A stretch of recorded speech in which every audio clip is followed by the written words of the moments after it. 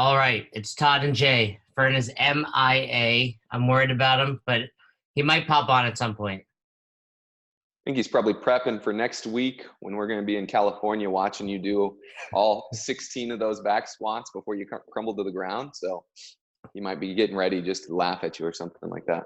I feel like I put that out there and I am going to have to do it, but I didn't mean it when I said it.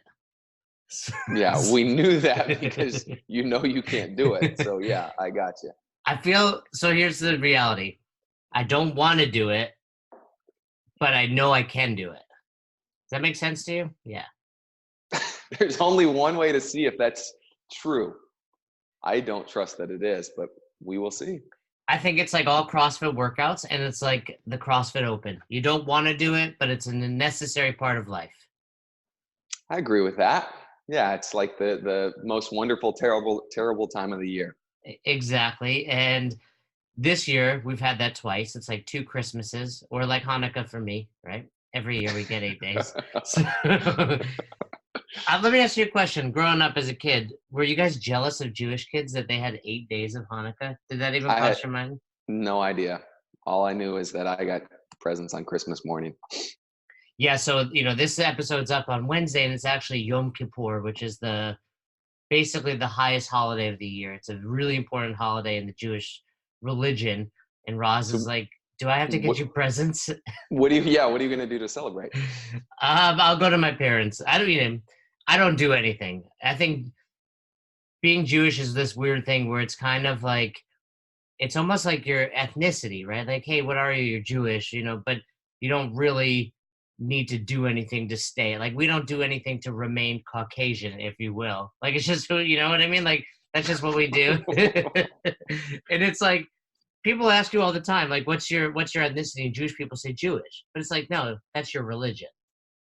But point is whether you're practicing or not, because I don't do anything.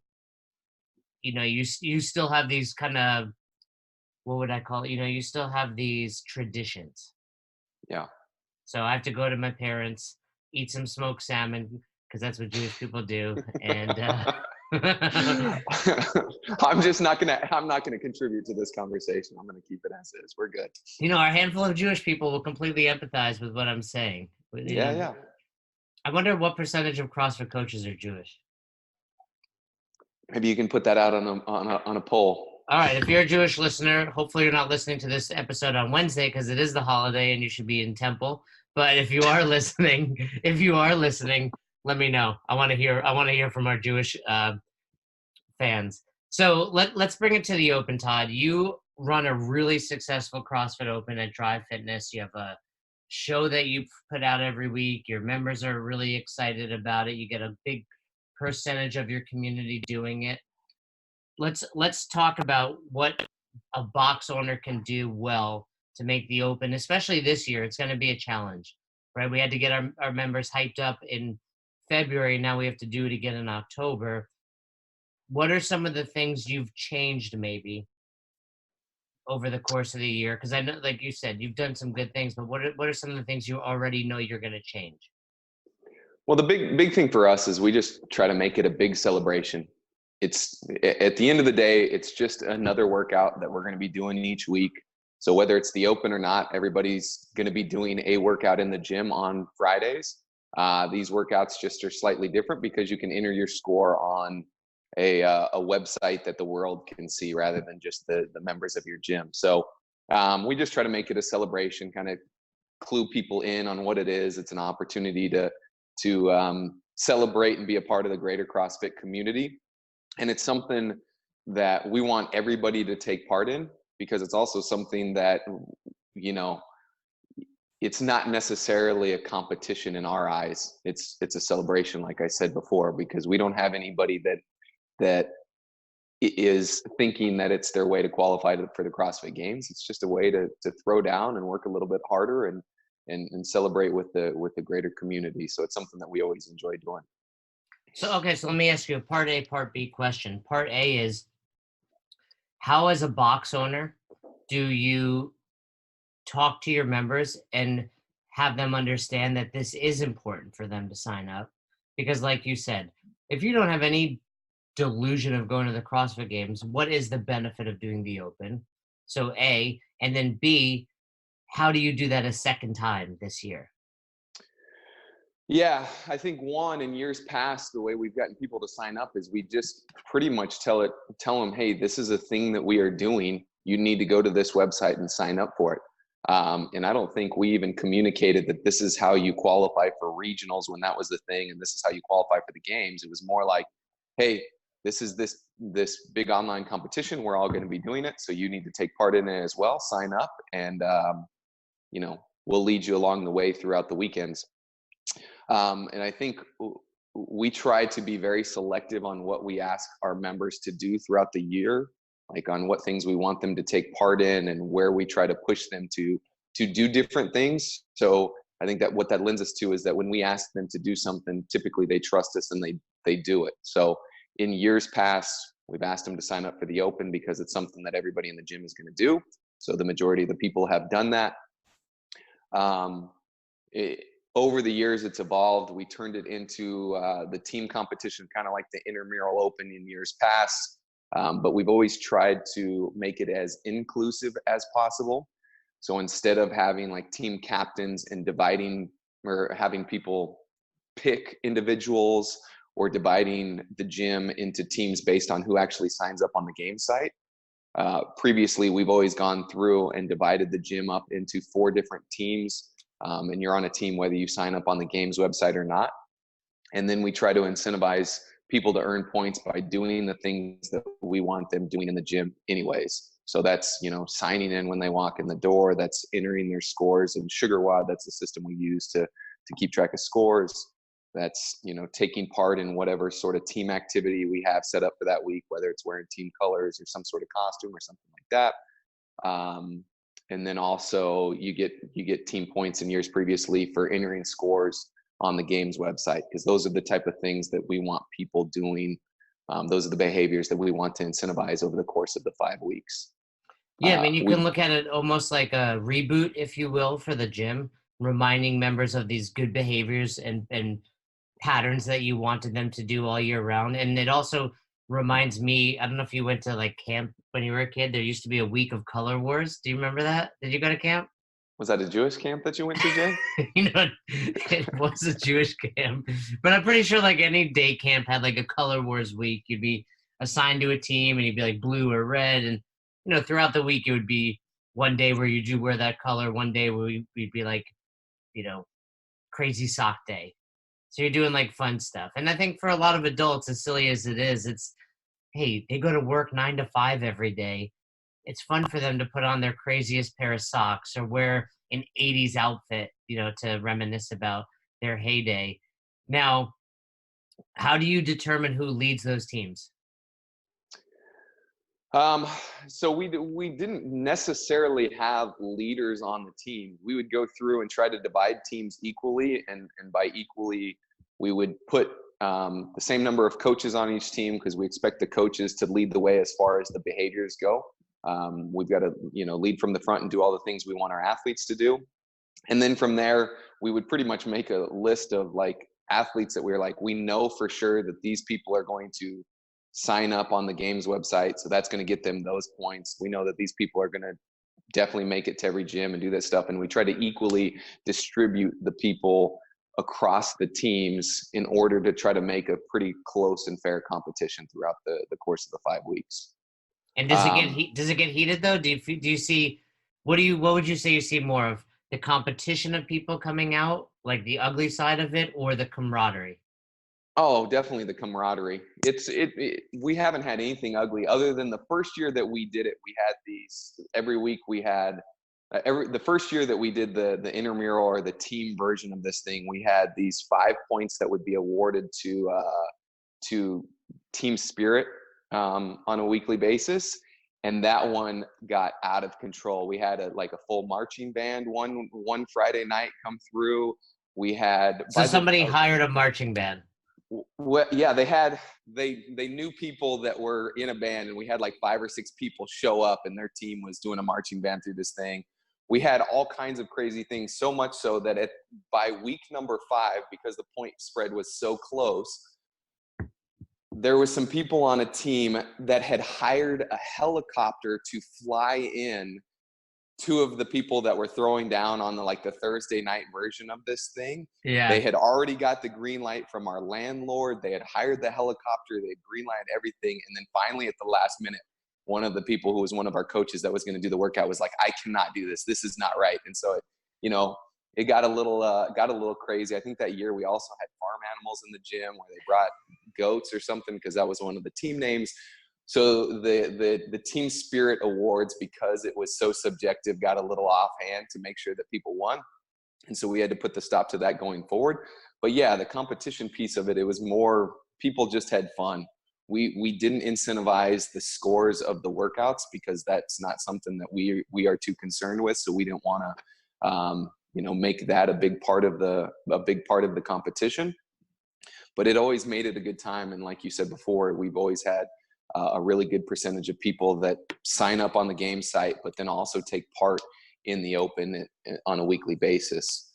Now, because we're doing it the second time this year, and I think people are still kind of coming down from the last time we did it, we're switching things up a little bit. And instead of dividing the gym into 4 different teams, we're gonna be one collective team. And instead of having people earn points for their team, we're going to use those same behaviors that we want to incentivize. And what those are going to be, or what they're going to lead to, are entries into a raffle. So every week of the open, we've got a business from the community that is going to sponsor that week. And so we're going to promote that business. They've also donated something that we can raffle off at the end of the week. So people that show up and do the behaviors that we want, they are going to earn more raffles or more entries into the raffle. Then we can award them different prizes, which will be really, really cool. We'll have different things like in years past that people celebrate and dress up as each week. And then collectively over the course of the 5 weeks, each of those behaviors continue to enter or provide entries into a raffle. And at the end of the 5 weeks, we've got some grand prizes and one big raffle. And that's going to include things like free month to the gym, free entry into specialty programs that we run, free personal training and things like that. So still trying to incentivize participation, but now instead of the pressure of trying to have to earn points for your team, you were just earning entries for yourself to potentially win these grand prizes. So it's a new way that we're doing it this year, and we're excited about it. And it seems like the rest of the community and everybody else is excited as well. Will you still do your open recap show? Yeah, we'll still have our update show. Really, that's going to be used to highlight the sponsors that we have for the month, and then to inform our members on what's coming up for that specific week. We're also each week going to do something slightly different. Like, so for this first week, on Thursday night, we're going to watch the open announcement. And then right after it's announced, all of the coaches are going to throw down and do the workout kind of to kick off the open. We've got Halloween over the course of the open this time through. So we're going to have 1 week where it's dress up in costumes. We're not going to be doing the Thursday night thing every single week. So we'll use that update show to inform our members on what we're doing that week and what they can expect and who the sponsor is going to be and what the raffle is going to be included for that specific week. So you'll be throwing down this Thursday night. So there's going to be a score out there, Jay, that you can probably know what it is and see what you can do to try to get that elusive one victory that you've yet to have over the course of all of the open so far. So what's your prediction? I've quit playing that game. I have no idea. I know it's going to be good. I will say this. I do have one prediction for this year of the open. I don't know if you were paying attention to CrossFit.com. Did you happen to take a look and see what workouts showed up over the course of this weekend? Ooh, no, I didn't look at this past weekend. So they posted the dumbbell lunge, step up, strict handstand push-up, and handstand walk workout on Saturday. That was from 2 years ago, right? Or was that last? No, it was from this last year's open, but they didn't label it as an open workout. They just labeled it as a workout. So falling in line with what they did for the games this year, where they posted the opening workout of the games on CrossFit.com the night before, that's my assumption and that's my prediction is that is our repeat for this year. So I'll be interested to see if that's actually the case. That's the only prediction I got. I agree. I believe it'll be either a repeat or a classic girl workout. You know, What do you mean for the repeat in general? For the benchmark workout of the year? Or what are you saying? Or the first week? a little of both. I think we always see a repeat, but I do think whether it's a repeat in week 1 or at somewhere down the road, we're going to see a classic girl workout like we've never seen before. You know, we've seen variations of Diane in the workout you're referring to. We've seen variations of Fran with, rounds of 15 or climbing reps, but we've never actually seen a true girl workout. And I think we'll Yeah. see that this year straight up for time and see what the best in the world can do. Yeah. So that'll be interesting if that's the case. Yeah. what are some other things, box owners or coaches are listening to this as well as athletes, and we would encourage everyone to do it. It's just, it's part of the culture. You can believe what you want about CrossFit right now. You can believe what you want about having a second open, but if you do CrossFit, this is kind of part of what you do every year. Compare yourself to the past. Compare yourself to friends around the world. Like Todd and I will be going at it, from a distance. But what are some of the other little things you might encourage a box owner to do around this time of year to, it doesn't really matter if people sign up, but use this as an opportunity to just grow the community of their box. Yeah, I think the big thing is just to make it about how fun it is, the celebration of it. And here's the deal. At the end of the day, if you sign up on the CrossFit Games website and you know that you have to enter your score, for whatever reason, it means a little bit more, and therefore you're going to push a little bit harder. And it's funny because I promise you, no one's like searching my name to see how well I did. But for whatever reason, in my head, I'm like, yeah, exactly. And you're the person I'm going to text and tell the score to anyways. But I think so much of us get caught up in what our scores are going to be. And we are so worried that everybody we know or everybody in the world is going to be looking at our score on the leaderboard. And if we can't put that score out there that we think that we should, we don't want to sign up for the open and put our scores in. But it's like, heads up, nobody's looking at your score. Nobody cares. Like nobody's searching Jason Ackerman out there on the. I think maybe you. More people are searching me than you, but yeah. Yeah, to laugh, to get a good chuckle out of this thing. But it's like you're not going to be up at the top of the leaderboard, so nobody's going to see your score. So, one, signing up and putting yourself out there is going to make you push a little bit harder. I don't know why that's the case, but that is the case. So I encourage box owners to try to push their athletes to do that. But in order for them to have any credibility doing that, they need to do the same thing themselves. They need to be the ones signing up. They also need to be the ones throwing down and doing the workouts and being okay, just giving it everything you've got. And whatever that score is, you enter it on the website. And, if you have to scale for that week or whatever happens, you just put it out there and do that. And then just try to make it fun. It's an opportunity to push yourself.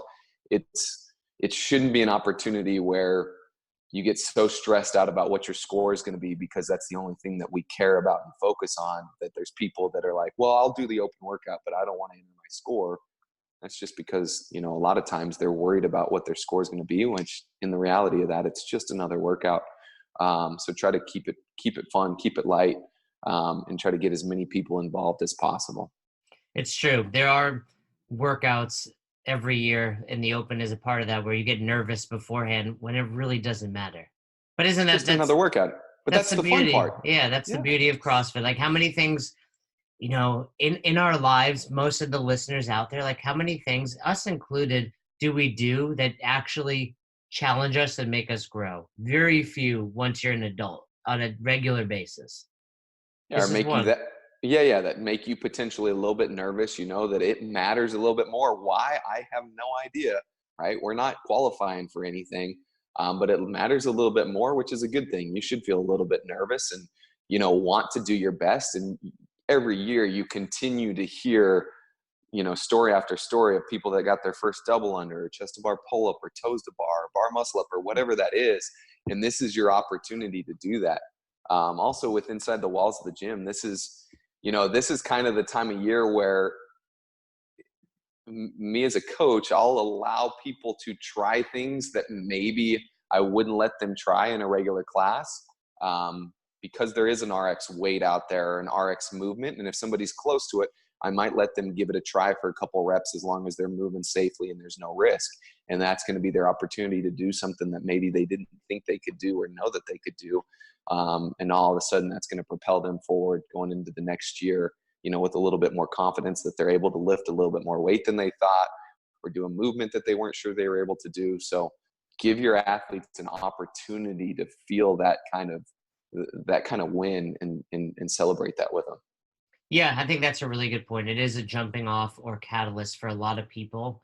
When you see them get their first bar muscle up, and now all of a sudden a movement they might not have tried or been able to do, they're trying to put in every workout going forward because they know they can do it. It's just when you feel those nerves, that's typically when you're going to rise to the occasion and show everyone and yourself, most importantly, what you are truly capable of doing. Yeah. And that's what I'm going to show you guys next week at the summit. But I'm truly, but the big question in my mind is, am I going to hit a 51st rep just to throw it in your faces? Like, I can keep going, like one of those things. I don't see that being the case, so I can't wait. This will be great. Speaking of that, we're going to be on the road next week, right, for the second week of the Open, and it sounds like you're going to be on the road pretty much the whole entire time. So what's your approach going to be to the Open? So you're not really going to be at a home box and able to do the Friday Night Lights thing every week and all of that kind of stuff. So how are you going to approach the Open? Are you going to try to make sure that you do every workout? Are you going to get them scored? Are you going to enter your scores? What are your thoughts, and how do you still take part in the celebration and all of that? Yeah, it's tough. I mean, a lot of staff members, we're always on the road on the weekends, period. And I'll be on the road a little bit more in the next couple of weeks. But I think what I usually try to do is, typically, regardless of when I'm traveling for a seminar, I can get it in Friday morning. I don't like to do the whole Thursday night thing. It's late. It's, I'm in bed by that point. So I'll get up on Friday and hit it.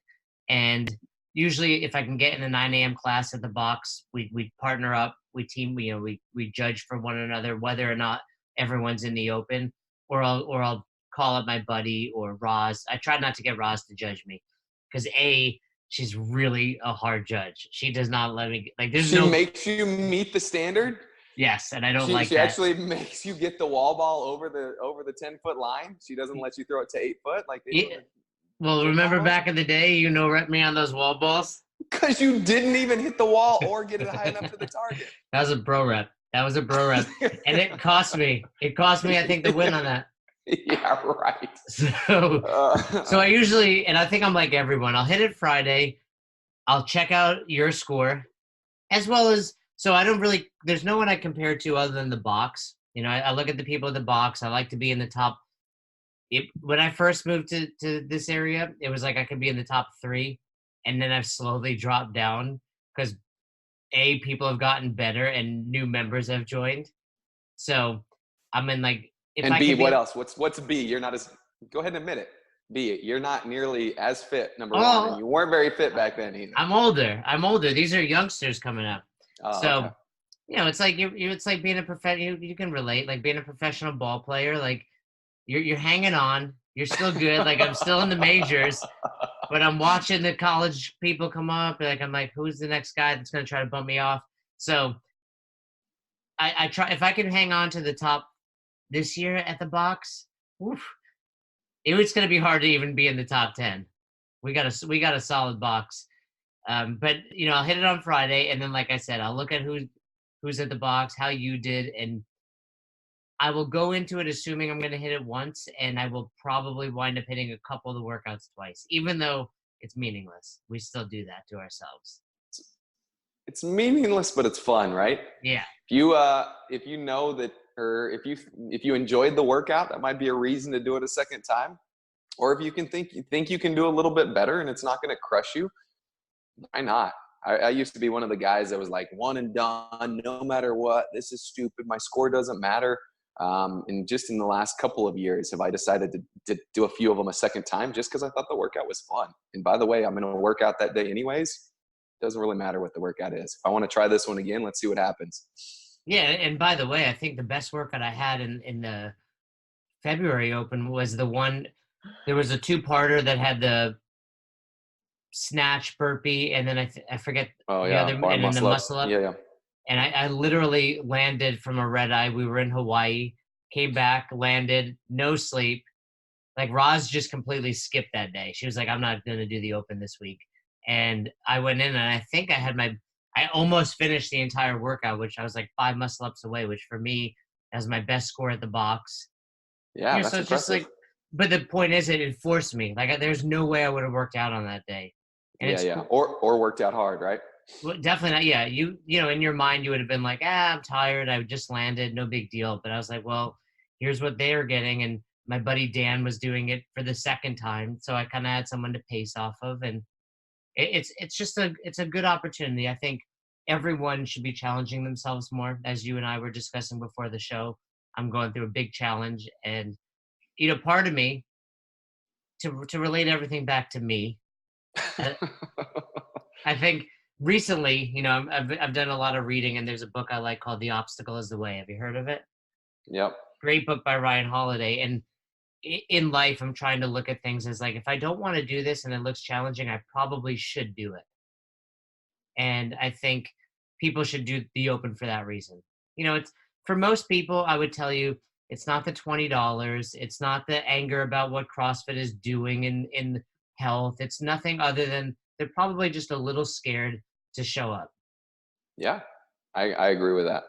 For whatever So reason, they think that people are going to be looking at their score, which they're not, by the way, and they're worried that their score won't be what they expect it to be or hoped it was. yeah, well, and mine will be. I'm very prepared. Will not. Yeah, will be less than. Yes, so, absolutely. so what? About 2 years ago, Roz and I got married, and I gotta find the video. I mean, I know where the video is, but I don't want to put the whole video up. But Roz reached out to my friends, some not so close friends like Todd, and asked for some video contribution. Oh no, it wasn't for the wedding. It was for my 40th birthday. Remember? So Oh Todd yeah. made a real. I'll find it, and it's out there on YouTube, I'm sure. Todd made a funny video about our record of the Open. I won 1 year, correct? I think like the very first year of the Open, you beat me. And then my fitness declined and Todd's rose. And Something like that. Yeah. it's been a hard time to be Jason Ackerman in the Open against Todd, but I'm feeling confident this year. This might be your year. This might be your year. I'm still hungover from last year's Open. I say this all the time. I've got 5 intense workouts a year, and I use mine up in February. I'm not ready for these 5, so we'll see how it goes. We'll see how it goes. We got our predictions in. Use this as an opportunity. It's not too late. You're listening to this on Wednesday. The Open gets announced Thursday. It's not too late. People have until Monday to sign up and get their scores in. So even if you haven't done anything, just make a big deal of the workout on Friday. Get people judging each other. We talked about rep shaving last week. We had a lot of people reach out to us about that, and simply saying by doing some of the things like partnering up or kind of counting from the side and having conversations, they eliminated a lot of that. So use this as your excuse to partner up and count people's reps, and everything comes out in the Open, and it's going to be a good year. So we're going to be in San Diego, but we won't be there for any of the Open workouts. Right. Because we're going to fly home on Thursday. Correct. But we will be there for the big one. I gotta go stretch. I gotta get my hips ready for this. Yeah, you need to do more than stretch, my friend. Without a time limit, because there's no time limit on this, I could just stand there and take a deep breath, and I'll hit all 50. Yeah, standing there with 185 on your back, resting, quote unquote, resting. That's going to make you feel way better. You're right. You're going to be good. I would go 1 minute between reps. Think of it as a 50-minute EMOM where you're just holding the bar on your back. I think that's a good approach, Jay. I think you'll work out really, really well. I got it. I got this. All right. Well, now you've heard it. The Open is coming. Be ready for it. If you have more questions on it, reach out to us. But thanks, Todd, for letting us know how Drive Fitness runs it. And hopefully everyone that just listened to this will have a successful Open at their box. Improving your life or achieving your goals can sometimes feel like climbing a mountain. On the Tiny Leaps, Big Changes podcast, host Greg Clunis gives practical tips and advice to help you build momentum towards accomplishing the seemingly impossible. Each episode provides research-based strategies or firsthand experiences on topics like mental health, fitness, nutrition, finances, career, and relationships. You can listen to the Tiny Leaps Big Changes podcast on Spotify or wherever else you listen to your favorite podcast. Thanks for listening to Best Hour of Their Day. If you haven't heard about Anchor, it's the easiest way to make a podcast. Let me explain. First of all, it's free. How cool is that? There's a creation tool that allows you to record and edit your podcast right from your phone or computer, so it becomes super simple. Some of these episodes with Fern or Todd or myself chatting with one another, we've done right within the app itself. Anchor will make it easy to distribute your podcast to all platforms, Spotify, Apple, and many more. And you can make money from your podcast with no minimum listenership. It's everything you need to make an awesome podcast in one place. All you have to do is download the free Anchor app or go to anchor.fm to get started today.